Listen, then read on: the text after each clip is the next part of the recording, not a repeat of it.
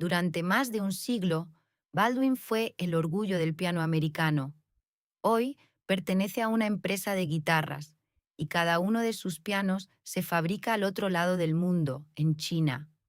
Si entraste a una tienda buscando un piano americano de verdad, con la historia y el oficio que ese nombre lleva grabado, conviene que sepas lo que de verdad estás comprando. Baldwin no era una marca cualquiera. La llamaban el piano de América. Fue, durante décadas, el mayor fabricante de instrumentos de teclado de Estados Unidos, y su lema lo decía sin vergüenza: el piano favorito de América. En 1900, un piano Baldwin hizo algo que ningún piano americano había logrado. Ganó el premio mayor en París, en la capital mundial de la música, y le anunció al viejo mundo que Estados Unidos también sabía construir grandes pianos. Por ese instrumento pasaron compositores como Aaron Copland e Igor Stravinsky. Lo tocó Liberace en sus escenarios brillantes, y hasta un presidente de Estados Unidos se sentó a un Baldwin en la primera visita televisada a la Casa Blanca. Era un símbolo del salón americano, de esa época en que casi cada familia de clase media tenía un piano en la sala, y casi cada uno de esos pianos se fabricaba en el propio país. Y sin embargo, si compras un Baldwin nuevo en 2026, no sale de ninguna fábrica de Estados Unidos, sale de China. La marca es propiedad de una empresa de guitarras. Los nombres legendarios que Baldwin tenía bajo su techo, como Wurlitzer y Chickering, dejaron de fabricarse, y la última fábrica estadounidense en un pueblo de Arkansas cerró sus líneas y se convirtió en poco más que un depósito. La pregunta que vamos a responder es ¿cómo? ¿Cómo el nombre más orgulloso del piano americano, el que venció a Europa en su propio terreno, terminó siendo una etiqueta sobre una caja fabricada a miles de kilómetros? Y la respuesta tiene de todo: una venganza contra Steinway, un triunfo en París, un imperio que se volvió loco apostando en Wall Street, y una empresa de guitarras que se llevó lo que quedaba. Esta es la historia oscura de Baldwin. En los próximos minutos vas a entender cómo un humilde profesor de música de Cincinnati, que se ganaba la vida vendiendo pianos de otras marcas, perdió la franquicia de Steinway y, por orgullo herido, juró fabricar un piano mejor que el de los que lo habían dejado fuera. Y lo logró tan bien que su instrumento venció a los europeos en París. Vas a ver cómo esa empresa, en la cima de su prestigio, hizo algo insólito.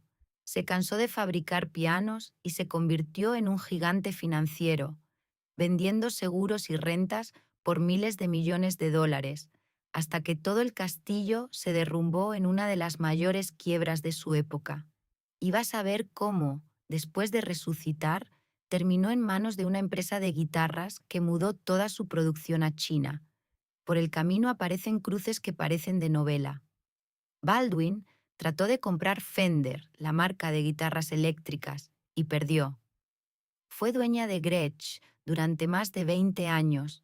La empresa de pianos que quiso estar en el mundo de las guitarras terminó, décadas después, comprada por una empresa de guitarras. Vamos al principio de todo, a una tienda de música en Cincinnati, en 1862. Dwight Hamilton Baldwin nació en 1821, en una zona rural de Pensilvania. Su camino hacia el piano empezó lejos de cualquier taller o fábrica. Era, ante todo, profesor de música. Enseñaba órgano de lengüetas y violín, y daba clases de canto y de instrumento en las escuelas de Cincinnati, una de las grandes ciudades industriales del medio oeste americano, a orillas del río Ohio. Como tantos profesores, vio pronto que había más dinero en vender instrumentos que en enseñar a tocarlos. En 1862 abrió una tienda de música en Cincinnati. Empezó vendiendo pianos de otras marcas, y entre esas marcas estaban dos nombres sagrados de la época: Chickering y Steinway. Baldwin resultó ser un vendedor extraordinario. Durante el siguiente cuarto de siglo, su negocio se convirtió en uno de los mayores vendedores de pianos de todo el medio oeste de Estados Unidos. En 1865 contrató como empleado a un veterano de la Guerra Civil llamado Lucien Woolsey, que con el tiempo pasaría de simple administrativo a socio y a heredero del negocio. Pero el éxito como vendedor escondía una dependencia peligrosa. Baldwin no fabricaba nada, vendía lo que fabricaban otros, y en 1887 ocurrió el golpe que lo cambiaría todo. Perdió la franquicia de Steinway. La marca más prestigiosa que vendía, la joya de su catálogo, le fue retirada. De un día para otro, el mayor vendedor de pianos del Medio Oeste se quedó sin su producto estrella. Para muchos hombres, eso habría sido el final. Para Dwight Hamilton, Baldwin fue el principio. En lugar de buscar otra marca para vender, tomó una decisión cargada de orgullo y de revancha. Si ya no podía vender los mejores pianos del mundo, los fabricaría él mismo. Y no cualquier piano. Se propuso construir, en sus propias palabras, el mejor piano que se pudiera construir. El vendedor que había hecho su fortuna ofreciendo Steinways iba a intentar superar a Steinway. Hacia 1889 y 1890, Baldwin y Woolsey montaron las empresas para hacerlo realidad, una para órganos de lengüetas y otra la Baldwin Piano Company para los pianos. En 1891 salió el primer piano Baldwin, un vertical diseñado por un técnico e inventor de la casa, John Warren Macy. 4 años después, en 1895, llegó el primer piano de cola de la marca. Compraron un viejo edificio de ladrillo en la avenida Gilbert de Cincinnati, que con el tiempo se transformó en una enorme fábrica y en la sede de la compañía. La revancha del profesor estaba en marcha. Conviene situar el momento. Cincinnati, a finales del siglo XIX, era una ciudad próspera y musical, llena de inmigrantes alemanes que traían consigo su amor por la música y su tradición artesanal. Era un buen lugar para fabricar pianos, y Baldwin contaba con una ventaja enorme. Conocía el negocio desde el otro lado del mostrador. Había vendido durante un cuarto de siglo, sabía lo que pedían los compradores y lo que ofrecían los rivales europeos y de la costa este. Esa mezcla de orgullo herido, conocimiento del mercado y ambición desmedida fue la que empujó a un simple comerciante a convertirse en fabricante. Hay algo muy americano en esa figura. Dwight Hamilton Baldwin no heredó una fábrica ni una fortuna. Era hijo de su propio esfuerzo, un maestro de provincias que enseñaba violín y órgano y que a fuerza de trabajo y olfato comercial montó el mayor negocio de pianos de toda su región. Cuando perdió la franquicia que lo había hecho próspero, en lugar de rendirse, se reinventó por completo a una edad ya avanzada. La marca que lleva su apellido nació de esa terquedad, de un hombre que se negó a aceptar que su mejor época había quedado atrás. Dwight Hamilton Baldwin no llegó a ver el fruto de su revancha. Murió el 23 de agosto de 1899, pero había tenido el cuidado de rodearse de gente capaz, y el control de la empresa pasó a manos de Lucien Woolsey, el antiguo administrativo que la llevaría a su época dorada, junto con su hijo y su nieto, los dos también llamados Lucien, que dirigirían la compañía durante buena parte del siglo XX. Y entonces, apenas un año después de la muerte del fundador, llegó el momento de gloria. En 1900 se celebró en París la Exposición Universal, la gran feria del mundo en la capital de la cultura europea. Allí, un piano de cola Baldwin, el modelo 112, ganó el Grand Prix, el máximo galardón. Era la primera vez en la historia que un piano fabricado en Estados Unidos ganaba semejante premio en Europa. Es difícil exagerar lo que eso significaba en su momento. El piano era un invento y un arte europeo. Los grandes nombres, los que sonaban en las salas de concierto del mundo, eran alemanes, austriacos, franceses. Estados Unidos era el país nuevo, el advenedizo industrial, el que se suponía que hacía máquinas, no arte. Que un piano americano ganara en París era como si el alumno venciera al maestro en su propia casa. De golpe, Baldwin entró en el grupo selecto de fabricantes que surten pianos de cola a los artistas de concierto, y no fue un accidente aislado. Los pianos Baldwin también se llevaron los máximos premios en la Exposición de la Compra de Luisiana, en San Luis, en 1904, y en la Exposición Angloamericana de Londres, en 1914. Para 1913, la empresa ya exportaba sus pianos a 32 países. El profesor Ketal había perdido la franquicia de Steinway, había construido en una sola generación un fabricante capaz de competir con cualquiera del mundo. Aquella victoria en París se convirtió en el corazón de la identidad de Baldwin. Era la prueba, repetida en cada anuncio durante décadas, de que el piano americano no tenía nada que envidiarle a Europa. Baldwin se presentaba como el piano de América, un orgullo nacional fabricado en Cincinnati, con manos estadounidenses. Y ese orgullo, esa promesa de que comprar un Baldwin era comprar un pedazo de la excelencia americana, es exactamente lo que hace tan amarga la historia que viene después. Durante generaciones, los anuncios de Baldwin invitaron al comprador a elegir su piano, según rezaba uno de sus lemas, igual que lo elegían los artistas. Era una promesa doble, la de un instrumento digno de los grandes intérpretes y la de un origen estadounidense del que enorgullecerse. El nombre Baldwin no vendía solo un piano, vendía pertenencia a una historia de excelencia nacional, sellada con una medalla ganada en el corazón de Europa. Quien compraba un Baldwin compraba en parte esa medalla y todo lo que significaba. El reconocimiento se tradujo en negocio. Para 1913, apenas 13 años después del triunfo de París, Baldwin ya exportaba sus pianos a 32 países, además de venderlos por todo Estados Unidos a través de una amplia red de tiendas. La pequeña casa de un profesor de Cincinnati se había convertido en un fabricante de alcance mundial en una sola generación. El piano americano, que poco antes era mirado con cierta condescendencia en Europa, viajaba ahora de vuelta al viejo continente con la cabeza bien alta. Para entender la altura desde la que Baldwin caería, hay que recordar lo que era el piano en aquella América. Antes de la radio, antes de la televisión, antes de Internet, el piano era el centro de entretenimiento del hogar. La familia se reunía a su alrededor, a cantar, a tocar, a pasar la noche. Tener un piano en la sala era una señal de respetabilidad y de aspiración, y Estados Unidos llegó a tener cientos de fabricantes para alimentar esa demanda. Baldwin era uno de los más grandes de todos, el piano favorito de América. La empresa innovó sin parar. En 1936 presentó el Acrosonic, un piano vertical compacto que se volvería enormemente popular en los hogares americanos. Experimentó con tonos electrónicos y desarrolló órganos electrónicos para casas e iglesias. Y durante la Segunda Guerra Mundial, como tantas fábricas del país, Baldwin dejó de hacer pianos por un tiempo para fabricar piezas de aviones militares, incluidas alas de madera.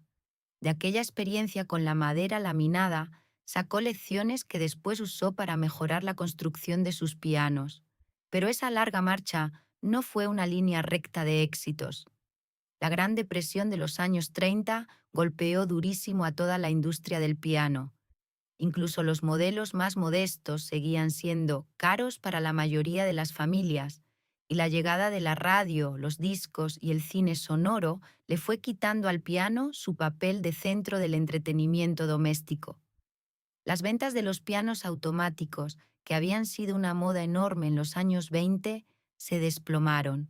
Baldwin sobrevivió a esos años de vacas flacas gracias a un gran fondo de reserva, y su dirección de entonces llegó a impulsar estudios de acústica en colaboración con la Universidad de Cincinnati. La empresa salió adelante, pero la época en que el piano reinaba en cada salón empezaba, lentamente, a quedar atrás. Y estaban los artistas. Por los pianos, Baldwin pasaron nombres enormes de la música del siglo XX. El compositor Aaron Copland, el húngaro Béla Bartók, el ruso Igor Stravinsky, el pianista de jazz Dave Brubeck y el showman más brillante de su época, Liberace, que convirtió el piano en espectáculo puro. En 1945, tanto Copland como Liberace se hicieron artistas oficiales de Baldwin, y en 1952 el presidente Harry Truman tocó un piano Baldwin durante la primera visita televisada a la Casa Blanca ante todo el país. Cada uno de esos nombres era, además, un anuncio andante. Cuando el público veía a Liberace deslumbrar al teclado de un Baldwin, o sabía que un compositor admirado como Copland elegía esa marca, el mensaje quedaba claro: este es el piano de los que saben, el piano de América. Esa asociación entre la marca y la grandeza musical se construyó durante décadas, con paciencia, y se grabó en la memoria de varias generaciones. Es justamente esa memoria, tan cuidadosamente cultivada, la que todavía hoy sigue vendiendo pianos con el nombre Baldwin, mucho después de que la realidad detrás del nombre haya cambiado por completo. Y no todo eran focos y escenarios. Buena parte de la presencia de Baldwin en la vida americana era mucho más cotidiana. Su piano vertical Acrosonic se volvió un mueble habitual en las salas de las casas, y sus modelos de estudio de la línea Hamilton llegaron a ser de los pianos para escuelas más vendidos de la historia, presentes en aulas y conservatorios de todo el país. Una generación entera de niños americanos aprendió a tocar en un Baldwin. Esa familiaridad, esa sensación de que la marca formaba parte del mobiliario de la infancia y del hogar, es otra de las raíces del cariño que el nombre todavía despierta. En los años 60, Baldwin estaba en su apogeo. Lanzó un gran piano de cola de concierto, el S de 10, de casi 3 metros, elogiado como una de las grandes creaciones del piano americano. Había construido más de 1 millón de pianos verticales y, envalentonada por el éxito, la empresa empezó a estirarse hacia otros terrenos. Fabricó un clavicémbalo eléctrico, desarrolló una pastilla para guitarras de cuerda de nylon, llegó a ser dueña de la marca de guitarras Gretsch durante más de 20 años e incluso intentó comprar Fender, aunque en esa puja la perdió frente a CBS. La ambición de Baldwin en aquellos años no conocía fronteras. Llegó incluso a comprar, a comienzos de los años 60, la prestigiosa marca alemana de pianos Bechstein, una de las grandes casas europeas, que mantuvo bajo su control durante más de 2 décadas. La empresa que había nacido para superar a los europeos era ahora dueña de uno de ellos. Entre pianos de cola de concierto, verticales para los hogares, órganos electrónicos, clavicémbalos eléctricos, guitarras y hasta una marca alemana centenaria, Baldwin se había convertido en un imperio del teclado con tentáculos a ambos lados del Atlántico. Fíjate en esa imagen, porque te es importante para todo lo que sigue. A mediados del siglo XX, Baldwin era un imperio del teclado, con pianos premiados, artistas legendarios, una fábrica enorme en Cincinnati y ambiciones que se extendían incluso al mundo de las guitarras eléctricas. Era, en todos los sentidos, el orgullo industrial del piano americano. Y fue justo desde esa cima de confianza desde donde tomó la decisión que estuvo a punto de destruirla. Una decisión que no tenía nada que ver con la música. A partir de 1964, una nueva dirección llegó a Baldwin con una idea distinta de lo que la empresa debía ser. Para esos ejecutivos, fabricar pianos era un negocio lento, de márgenes estrechos, anclado en talleres y maderas.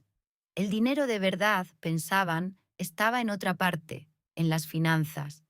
Y empezaron, de forma cada vez más agresiva, a comprar empresas de servicios financieros, a alejarse poco a poco del oficio que le había dado nombre y prestigio a la compañía.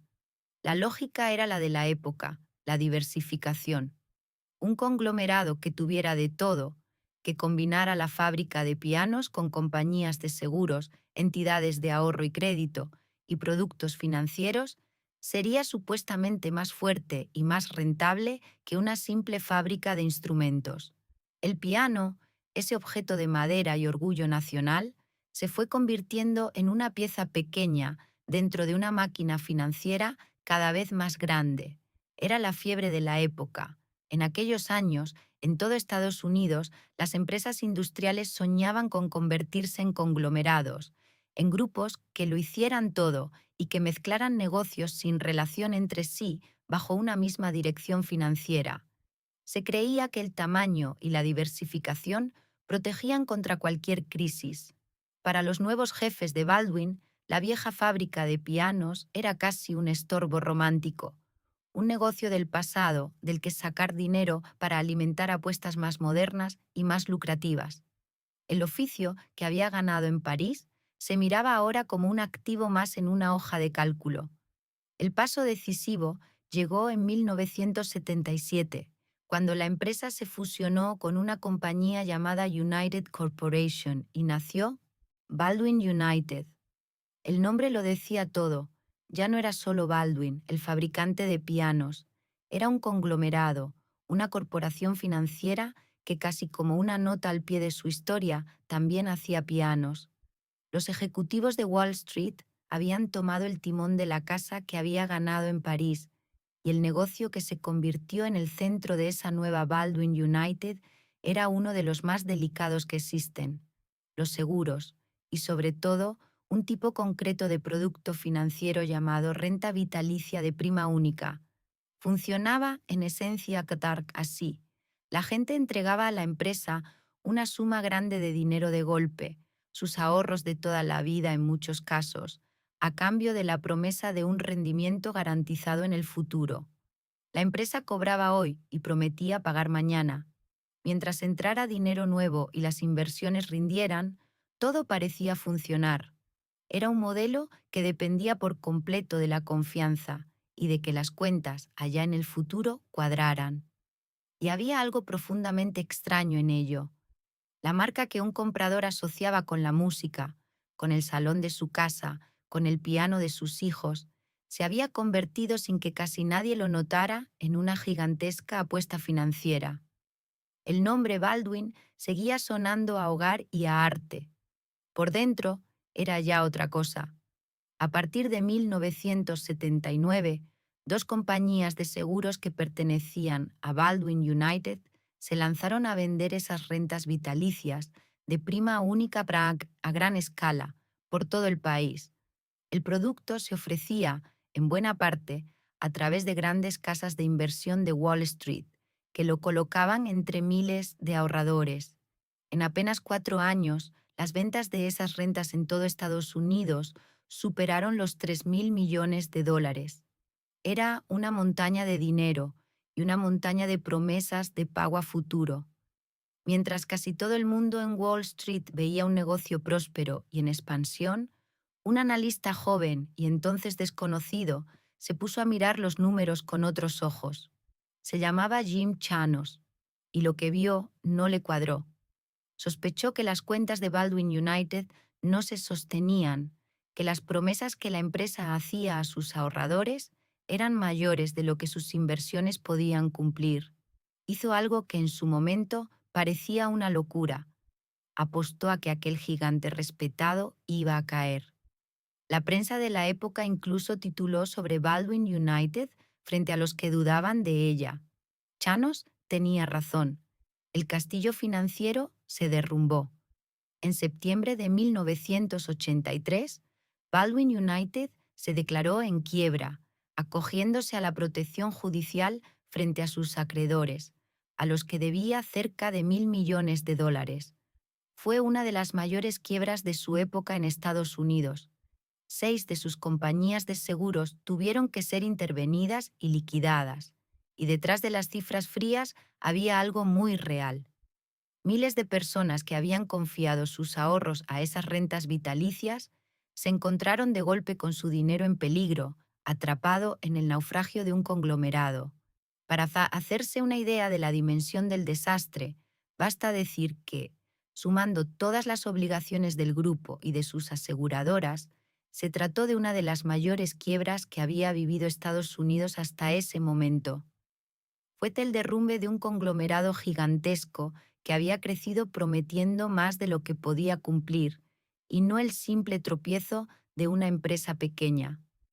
En el centro de todo, casi olvidada entre los números, seguía estando una fábrica de pianos que no había hecho nada malo, más allá de dejarse arrastrar por las ambiciones financieras de quienes la dirigían. Con el tiempo, en 1985, las grandes casas de Wall Street que habían vendido aquellas rentas llegaron a un acuerdo para compensar a los ahorradores con unos 140 millones de dólares. Y aquel mismo año, el analista que se había atrevido a ver la verdad, Jim Chanos, fundó su propia firma y se convirtió en una leyenda de Wall Street, el vendedor en corto más famoso de su generación. Años después, sería uno de los pocos que destaparía públicamente el fraude de Enron. En buena medida, su carrera nació señalando el agujero en las cuentas de una empresa de pianos. Detente a pensar en la magnitud de lo ocurrido. La casa que había ganado en París, el orgullo del piano americano, no cayó por culpa de sus pianos. Sus pianos seguían siendo buenos, sus fábricas seguían funcionando, sus artesanos seguían trabajando. La empresa estuvo a punto de morir por una apuesta financiera que no tenía nada que ver con la música, hecha por ejecutivos que veían en el nombre Baldwin no un instrumento, sino un vehículo para mover dinero. Fue la primera gran traición a lo que ese nombre significaba. De entre los escombros de Baldwin United, sobrevivió lo que en el fondo siempre había sido el alma de la empresa, la fábrica de pianos. En 1984, la división de pianos se vendió a sus propios directivos, separándose del desastre financiero. Renació como una empresa independiente, la Baldwin Piano and Organ Company, dedicada otra vez a lo que sabía hacer. En 1986 volvió a cotizar en bolsa por su cuenta.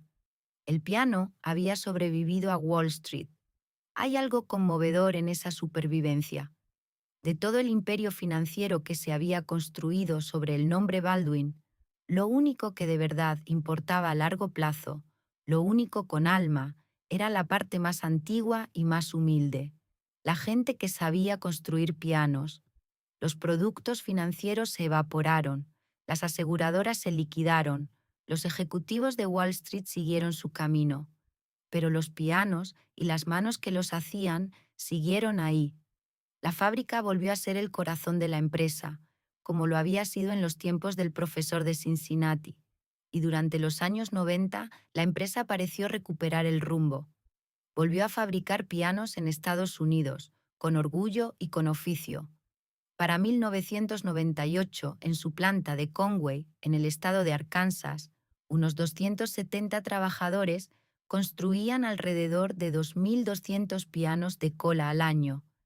Después de haber estado al borde del abismo financiero, Baldwin volvía a ser ante todo una fábrica de pianos americana, con gente de carne y hueso armando instrumentos con sus manos. Más aún, en esos años, Baldwin se convirtió en algo parecido a un guardián de la memoria del piano americano, porque hacía algo más que fabricar sus propios instrumentos. También empezó a reunir bajo su techo los grandes nombres históricos del piano de Estados Unidos, nombres que estaban cayendo uno tras otro. En 1988 compró la división de pianos de Wurlitzer y en 1995 recuperó la marca Chickering, poniéndola de nuevo en algunos de sus pianos. Pensá en lo que eso representaba. Baldwin, la casa que había ganado en París, juntaba ahora en sus manos algunos de los apellidos más legendarios de la historia del piano americano. Era como si el último gran fabricante en pie se hubiera echado al hombro la tarea de custodiar el legado de toda una industria que se apagaba. Tenía las joyas de la corona del piano de Estados Unidos. El problema es que esa custodia no duraría y que los nombres que Baldwin había rescatado terminarían apagándose en sus propias manos. Vale la pena detenerse en esos nombres que Baldwin guardaba, porque cuentan, ellos solos, la historia de la grandeza y la caída del piano americano. El primero, Chickering, era nada menos que el más antiguo y venerable. Fundada en Boston en 1823, la casa Chickering y su fundador, Jonas Chickering, son considerados los padres de la fabricación de pianos en Estados Unidos. Fue una de las primeras en perfeccionar el bastidor de hierro fundido que hizo posible el piano moderno, y durante el siglo XIX fue el orgullo de Boston, premiada también en Europa. Si hubo un piano americano antes de Steinway y antes de Baldwin, ese fue Chickering. Chickering no era una marca menor que Baldwin hubiera recogido por casualidad. En su mejor época fue uno de los fabricantes más respetados del mundo, premiado en las mismas exposiciones europeas que después conquistaría Baldwin, y sus pianos acompañaron a grandes intérpretes del siglo XIX. Tener el nombre Chickering significaba tener en las manos el acta de nacimiento del piano americano, custodiar el punto de partida de toda la historia que este video ha venido contando. El segundo nombre, Wurlitzer, era de otra clase, más popular y más presente en la vida cotidiana. Fundada por Rudolf Wurlitzer, un inmigrante alemán, también en Cincinnati, a mediados del siglo XIX, Wurlitzer se metió en el corazón de la cultura americana por muchas puertas a la vez. Fabricó las máquinas de discos, las famosas jukeboxes de neón que llenaban los bares y las cafeterías. Construyó los enormes órganos de cine, los llamados Mighty Wurlitzer, que acompañaban las películas mudas en los grandes teatros, e hizo pianos eléctricos cuyo sonido cálido e inconfundible marcó el soul y el rock. Pocas marcas estuvieron tan presentes en la vida diaria de Estados Unidos como Wurlitzer. Su nombre brillaba en el neón de las máquinas de discos de cada cafetería. Sonaba en los grandes órganos que hacían temblar las salas de cine en la época del cine mudo, y se colaba en la música popular a través de sus pianos eléctricos. Era una marca que el americano medio reconocía al instante, parte del paisaje sonoro de varias generaciones. Que un nombre así dejara de fabricarse casi sin un titular dice mucho sobre lo callada que fue esta caída.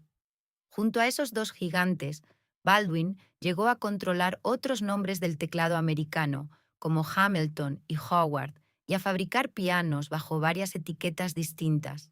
Era, en la práctica, el último gran custodio de la tradición del piano de Estados Unidos, el lugar donde se habían refugiado los apellidos de una industria que se apagaba marca a marca. Esa responsabilidad le daba a la empresa una dignidad especial y hacía más doloroso lo que vendría, que el guardián de tantas leyendas terminara apagándolas, una tras otra, en el mismo movimiento que lo llevó a él mismo al otro lado del mundo. Estos dos nombres, junto con otros como Hamilton y Howard, eran los apellidos que Baldwin tenía bajo su control hacia el cambio de siglo. Sumados a su propia marca, formaban una especie de museo vivo del piano y el teclado americano. La elegancia clásica de Boston, la cultura popular de las jukeboxes, el órgano de los cines, el piano premiado en París, toda la historia de un país contada a través de sus instrumentos de teclado, reunida bajo un solo techo en el medio oeste de Estados Unidos. Y por eso, lo que vino después tiene un sabor especialmente triste. No se trataba solo de una marca que pasaba apuros, se trataba de la empresa que custodiaba la memoria de toda una industria nacional. Cuando esa empresa volviera a caer, no caería sola. Se llevaría consigo al silencio a los grandes nombres que tenía la misión de proteger, y la caída final, esta vez, llegaría de una dirección que nadie habría imaginado en los tiempos de gloria de París. La recuperación de los años 90 no fue suficiente. A comienzos del nuevo siglo, la combinación de la competencia extranjera, cada vez más barata, y los problemas de gestión volvió a poner a Baldwin contra las cuerdas. En 2001, la empresa que había ganado en París, que había sobrevivido a Wall Street, que custodiaba las joyas del piano americano, se declaró en quiebra por segunda vez en menos de 20 años. Las razones de esta segunda caída eran distintas de las de la primera y, en el fondo, más profundas. Ya no se trataba de una apuesta financiera disparatada. Era el peso de la competencia extranjera, los pianos cada vez más baratos que llegaban de Asia y que hacían casi imposible ganar dinero fabricando en Estados Unidos, sumado a problemas de gestión. Era, en pequeño, la misma historia que vivieron tantas industrias manufactureras americanas en aquellas décadas. Un producto hecho en casa, con costes altos, que no podía competir en precio con lo que se fabricaba al otro lado del mundo. Y aquí llega el giro que parece inventado. El comprador que se quedó con los restos de Baldwin no fue otra fabricante de pianos ni un grupo de inversores del mundo de la música clásica. Fue una empresa de guitarras, Gibson, la legendaria marca de guitarras eléctricas de Nashville, la eterna rival de Fender. Gibson compró los activos de Baldwin y la convirtió en una de sus filiales. El nombre más orgulloso del piano americano pasaba a ser propiedad de una empresa que fabricaba, sobre todo, guitarras. Los detalles de aquella operación dicen mucho de cómo había cambiado el mundo. Para entonces, los activos de Baldwin habían terminado en manos de una gran financiera, y fue de ahí de donde Gibson los adquirió, casi como quien compra una pieza más en una subasta de empresas. El apellido que una vez fue sinónimo del orgullo industrial de Cincinnati se compraba y se vendía ya como un activo cualquiera, valorado sobre todo por su marca y su red comercial, más que por las fábricas y las manos que lo habían hecho grande. La leyenda seguía teniendo un precio. El oficio que la había creado valía cada vez menos. La ironía es casi perfecta y se cierra sobre sí misma. Recordad que, décadas antes, en su época de esplendor, la propia Baldwin había querido jugar en el mundo de las guitarras. Había sido dueña de Gretsch y había intentado comprar Fender sin lograrlo. La empresa de pianos que soñó con tener guitarras terminó, al final del camino, siendo tragada por una empresa de guitarras. El que quiso entrar en una casa ajena acabó viviendo bajo su techo. Gibson tenía un plan claro para Baldwin. Trasladó la sede a Nashville junto a la suya y decidió cambiar el lugar de la marca en el mercado. Baldwin llevaba años peleando, sin demasiado éxito, en el mercado del piano de lujo, ese donde reinan Steinway y otras pocas casas artesanales. La nueva estrategia era sacarla de esa pelea y llevarla al mercado más amplio y más rentable de los pianos de gama media, ese donde mandan los fabricantes asiáticos como Yamaha y Kawai. Y para competir en ese terreno donde lo que manda es el precio, había una sola respuesta posible en el mundo moderno. Esa respuesta era China. Para vender un piano a un precio competitivo en el mercado de gama media, había que fabricarlo donde fabricar resultaba más barato. Y así, la empresa que había nacido del orgullo de hacer pianos americanos, premiados en París, empezó a preparar el viaje que la convertiría en lo que es hoy, una marca americana cuyos pianos se fabrican al otro lado del planeta. Entre 2006 y 2007, Gibson dio los pasos decisivos. Abrió una nueva fábrica de pianos Baldwin en Chongshan, en la provincia china de Cantón, y compró una fábrica de pianos en Dongbei, en el noreste de China, una planta que había sido propiedad del Estado para producir allí pianos de cola. La marca que había presumido durante un siglo de ser el piano de América, montaba ahora sus líneas de producción en el otro extremo del mundo, en el país que se estaba convirtiendo en la mayor fábrica de pianos del planeta. El golpe final llegó en diciembre de 2008. Baldwin cerró la producción en su última fábrica de pianos en Estados Unidos, en el pueblo de Truman, en Arkansas, y trasladó toda su fabricación a China. Después de más de un siglo construyendo pianos en suelo estadounidense, desde la vieja fábrica de Cincinnati hasta las plantas de Arkansas, la marca dejaba de fabricar un solo piano en su propio país. La fábrica de Truman se transformó con el tiempo en poco más que un centro de distribución y de reparaciones. Detrás de esa fecha hay personas. Hubo despidos, primeros recortes y reestructuraciones en las plantas de Arkansas, y al final el cierre definitivo de la producción. Trabajadores que habían dedicado años, a veces décadas, a construir pianos Baldwin se quedaron sin ese oficio. Y la aventura china tampoco fue del todo sencilla. La gran fábrica que la marca había comprado en el noreste de China, en Dongbei, terminó con su producción detenida por una disputa con las autoridades chinas. La mudanza al otro lado del mundo resolvió el problema del precio, pero dejó atrás algo que no aparece en ninguna hoja de cálculo: el saber hacer de un país y el trabajo de su gente. Y aquel mismo año cayeron también las joyas que Baldwin custodiaba. Los nombres históricos que había rescatado, Wurlitzer y Chickering, dejaron de producirse. El más antiguo fabricante de pianos de Estados Unidos, el padre del piano americano y la marca de las jukeboxes y los órganos de cine, se apagaron en silencio, sin titulares, como una vela que se consume. La empresa que tenía la misión de custodiar la memoria del piano americano terminó siendo el lugar donde esa memoria se apagó. Conviene ser justos y precisos, porque esta historia tiene matices. Baldwin, como empresa, no desapareció. Sigue existiendo, sigue siendo propiedad de Gibson y mantiene su sede en Nashville.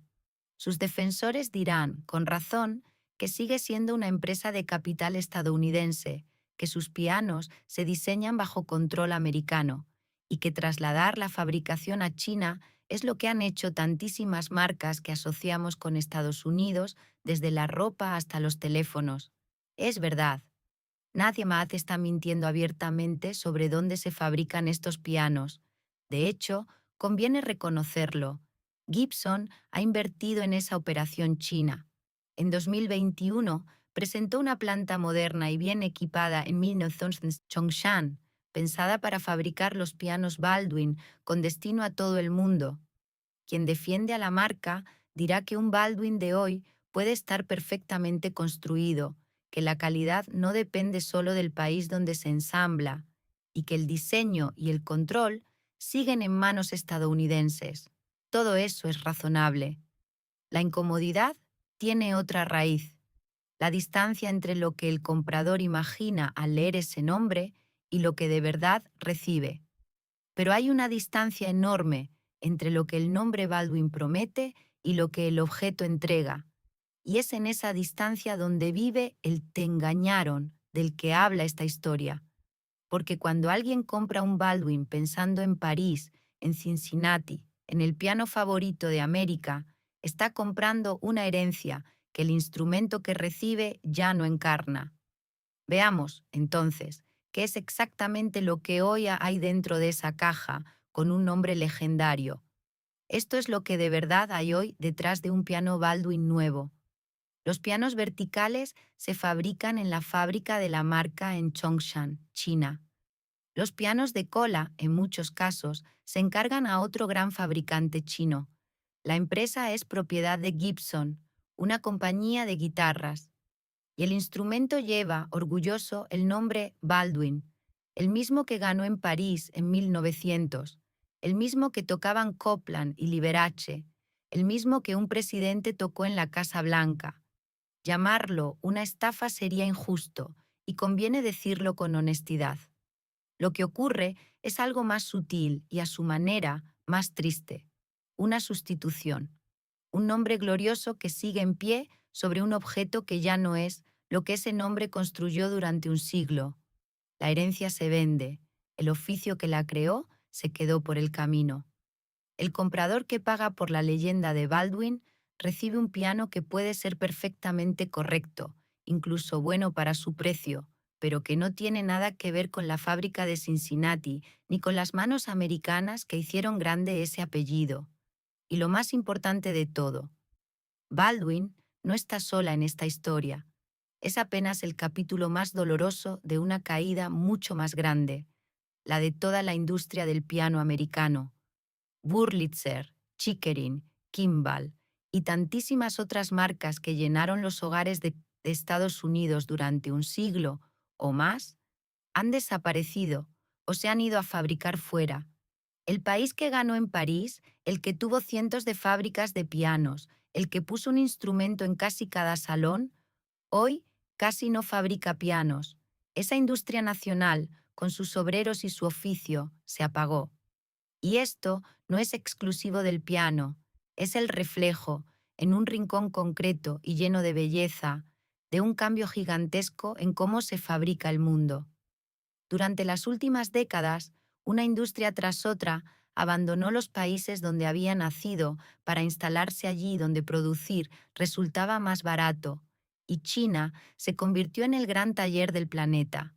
El piano, ese objeto que parecía atado para siempre a la tradición europea y americana, no fue ninguna excepción. Hoy, la mayor parte de los pianos del mundo se fabrica en China, y marcas de todo origen, americanas y europeas, llevan dentro esa realidad. Queda, eso sí, una pregunta incómoda para el comprador de hoy. Si un piano fabricado en China con un nombre americano suena bien y cuesta menos, ¿importa de verdad dónde se hizo?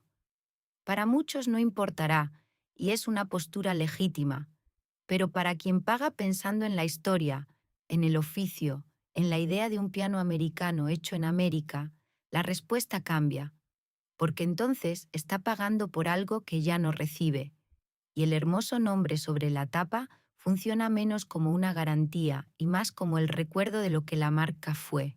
Pensa en lo que se pierde cuando una historia así se completa. Lo que se va no es solo una marca, se va el trabajo de la gente de Truman y de Conway, en Arkansas, que armaba esos pianos con sus manos. Se va el saber acumulado durante generaciones sobre cómo se construye un gran piano.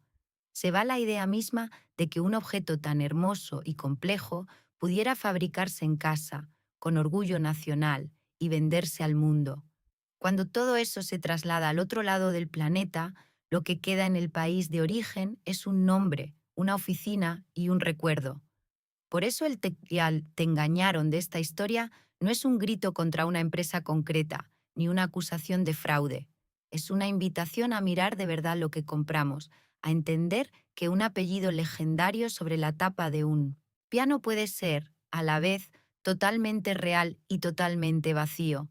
Real, porque la marca existe y tiene derecho a su nombre. Vacío, porque la cosa que ese nombre prometía, el piano americano hecho en América, ya casi no existe. Hagamos el viaje completo de un solo trazo. En 1900, un piano fabricado en Cincinnati subió a un escenario en París y le ganó el premio mayor a toda Europa, anunciándole al mundo que Estados Unidos sabía construir grandes pianos. Poco más de un siglo después, el piano que lleva ese mismo nombre se fabrica en China, en el país que se convirtió en la mayor fábrica de pianos del planeta, y es propiedad de una empresa de guitarras. En el medio cabe toda una historia americana. Un profesor que perdió la franquicia de Steinway y juró superarlos. Una victoria que llenó de orgullo a un país entero.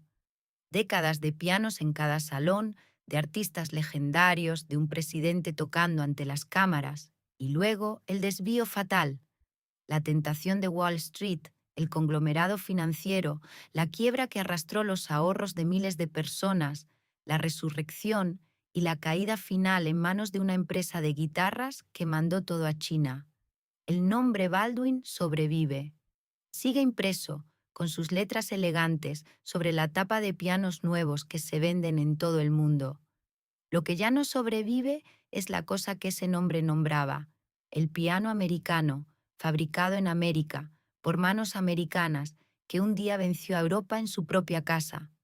El salón de la casa americana ya casi no tiene un piano en el centro, y el piano de América ya no viene de América. Quizás esa sea la lección más honesta que deja esta historia. Un nombre puede vivir mucho más que la realidad que lo hizo grande. Puede ganar premios, conquistar salones, sobrevivir a quiebras y a dueños, y seguir sonando glorioso mucho después de que las manos que le dieron sentido se hayan ido. La próxima vez que veas un apellido legendario sobre un instrumento, vale la pena hacerse la pregunta que esta historia plantea: ¿estoy comprando la cosa o solo el recuerdo de la cosa? Si esta historia te dejó pensando, suscríbete, porque vamos a seguir destapando cómo las marcas que amamos se ganan y se pierden.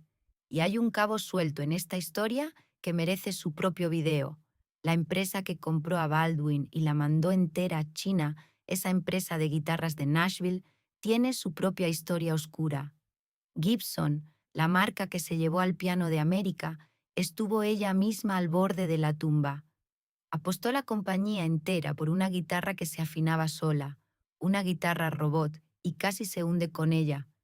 La próxima vez te contamos cómo la arrogancia y una guitarra que se afinaba sola estuvieron a punto de destruir a Gibson. Nos vemos en el próximo video.